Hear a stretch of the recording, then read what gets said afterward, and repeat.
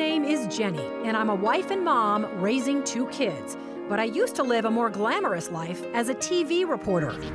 I was on the nightly news interviewing pop stars and politicians.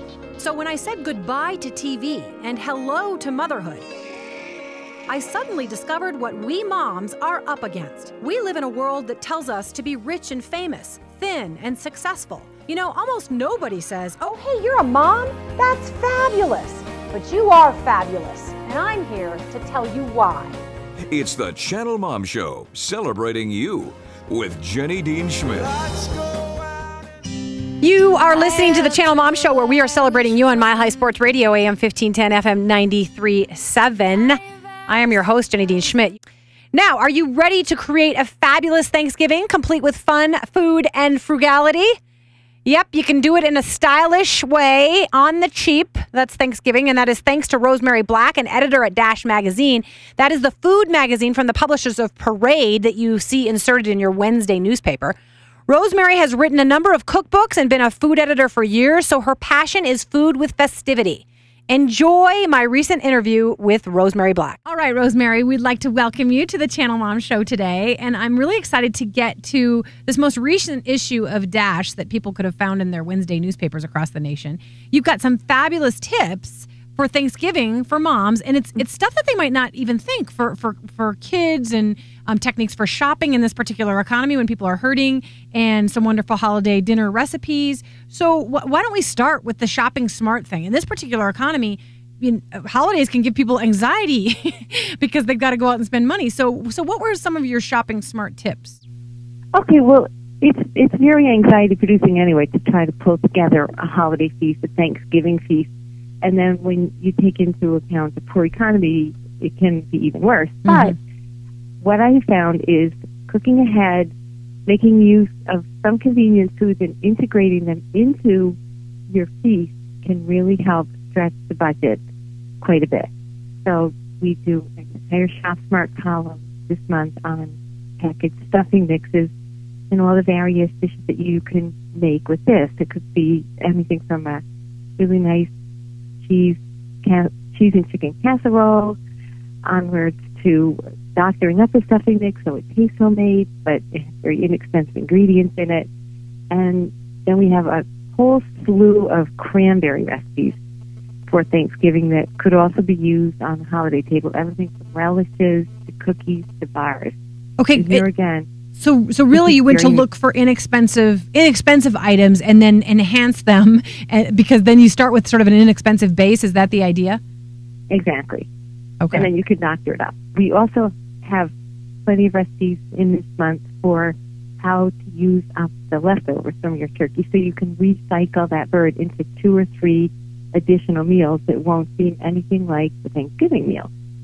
Wonderful. It won't be anything like the 10th. You're saying that you're promising that it won't be anything like the Thanksgiving meal? I'm promising it won't look like that. It won't taste like that. It'll be delicious.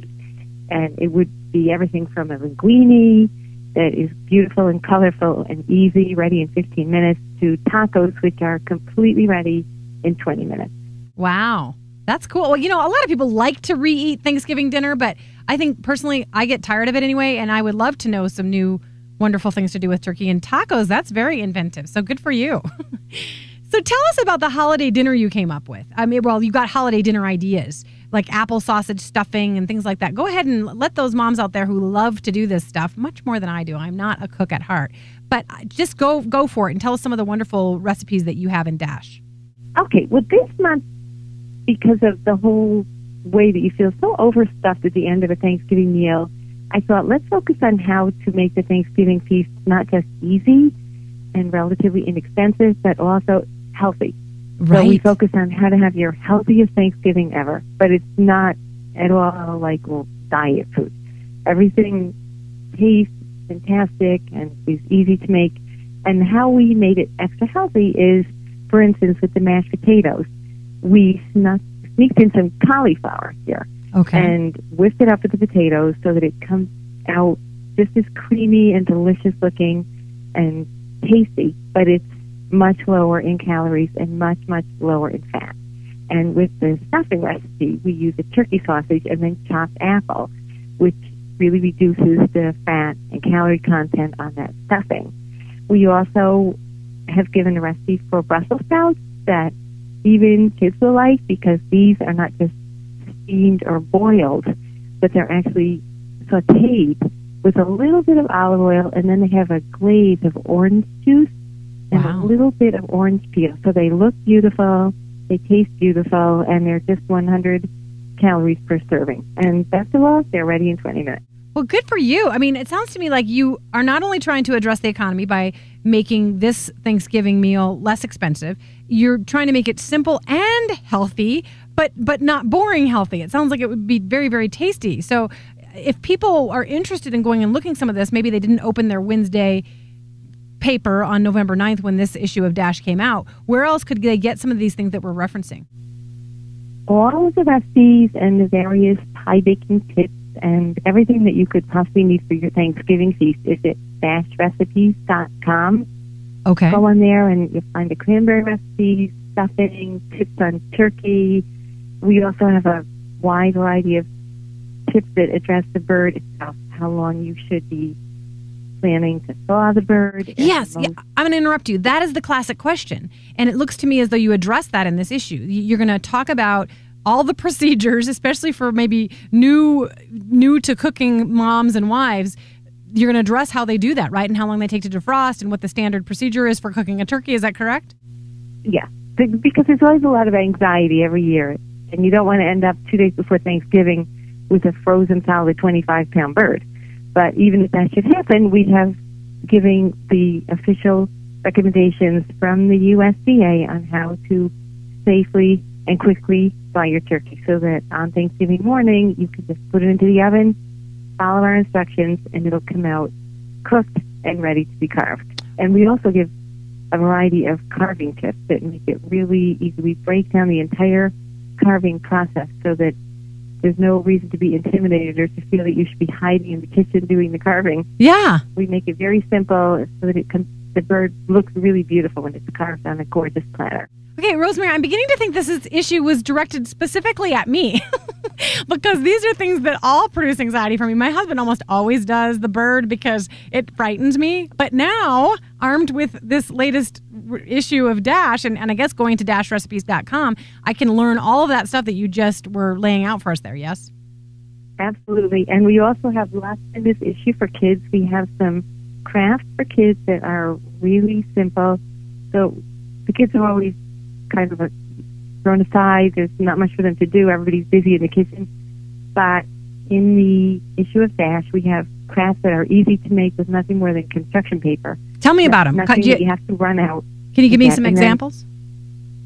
Well, we have one where you send the kids out, get some leaves out of the yard, and you come in and you set out some colored paper, some glue, pens and crayons, and they create pictures with the leaves. Everything from lions to people to imaginative boats or whatever they feel like making. Just adorable pictures. And then the other one is just having kids trace their feet and hands on construction paper, cutting them out and turning the construction paper cutouts into turkeys. Turkeys, which is classic. Adorable decoration. Yeah, I think we all did that. At least I remember doing it when I was about in third grade. And tell me about, I guess you have a very kid-friendly, kid-popular dessert, which I'm actually thinking of doing myself because it is one of my all-time favorite desserts. Please tell me about that. Okay, well, everybody knows, obviously, pumpkin pie traditional. But if you feel like something a little bit different this year, we have a recipe for a flourless chocolate cake that requires only 20 minutes of hands-on time. So it's not really labor-intensive. You can make it ahead, and you cool it, and you can even freeze it and then just defrost it overnight. And best of all, it's very much of a bargain because it costs only a little bit over $5 to make. It's a flourless chocolate cake, so it's really great if you have somebody who's not eating flour, if they're on a gluten-free type diet. Right. This is perfect. And this is a gorgeous cake. You garnish it with raspberries, a little whipped cream, and it's $5.20, and it serves 8 people. So you really just can't go wrong. And I like to do this and then another dessert, maybe this with a pie for Thanksgiving. Sure. It's a have options. Great alternative for kids who don't necessarily want pumpkin pie or mincemeat or whatever else, you know. Exactly. That's fabulous. And let me just say this. I think that there are probably a number of women who just love this time of year and the preparations and inviting guests and making everything lovely. But there are others that as we have been referring to, do get anxious. You are somebody who's written cookbooks and you have been editing, food articles and magazines and so on for years. And so you know how to make these things easy and enjoyable. What do you think one of your number one tips is for somebody out there, whether man or woman, who's going to approach this meal and maybe doing crafts with the kids and just making it into an event to reduce anxiety? What's the big tip you would give them? My big tip is don't leave everything until the day before. And people think a lot of the time that they can't do that much before the big day, but there's so much that you can do even 3 days before. You can make a beautiful mashed potato casserole. Throw a little sour cream, some seasonings into it, put it in the refrigerator 3 days ahead of time, and that is ready. You can just pull it out and put it in the oven last minute. Wow. Same with the stuffing. You can do that ahead. So I advise people, just don't wait until the last minute, the Sunday before Thanksgiving, do a few things. Even just wash your salad greens, put them into some paper towels, put them in the refrigerator to dry, and then on the big day, all you need to do is make the dressing and toss it with your salad, and you're ready to go. Fabulous. Now, Recipes.com is where moms who are listening today can go for all of these things you are suggesting. What about the upcoming issue for the holidays, for Christmas and so on? Do you have some fun things coming up in December that moms would be interested in? Yes, we do. A very, very kid-friendly issue coming up in December. It's all about cookies, and we give one very easy dough that kids can work with and not feel frustrated. And out of that one dough, we make 10 different cookies. Wow. So you'll have everything from Christmas stars to trees to stained glass windows and cranberry nut bars. So all very kid-friendly, everything super easy, super do-ahead. Most of the cookies can be frozen. That's our cover coming up in December. Great. And then you also do you have a pie contest too going on? We have a pie contest going on right now. We had a big parade story on pie, and now there's a contest to see who makes the best pie in various categories. So people are sending in their recipes for apple pie, key lime pie, pecan pie, and we'll be testing some of these pies and seeing who we have for a winner. Wonderful. And you can find out about that at recipes.com/pie. /pies. Okay, so if somebody's out there and wants to win that contest, that's where they go. Rosemary, I want to thank you so much for being with us today. I think this is exciting. Will you come back sometime if we've got some other issues? I would love to. Thank you so much for having me. Great. Loved her. I missed a news story that I want to get in really, really quickly because I think people will appreciate this. It's about a 12-year-old girl who could probably be a great inspiration to both moms and kids. Her name is Rachel Wheeler. She's a 6th grader at Zion Lutheran School in Deerfield Beach, Florida. When Rachel heard about kids in Haiti eating mud cookies and living in cardboard houses due to poverty, she set her heart on making a difference for those kids.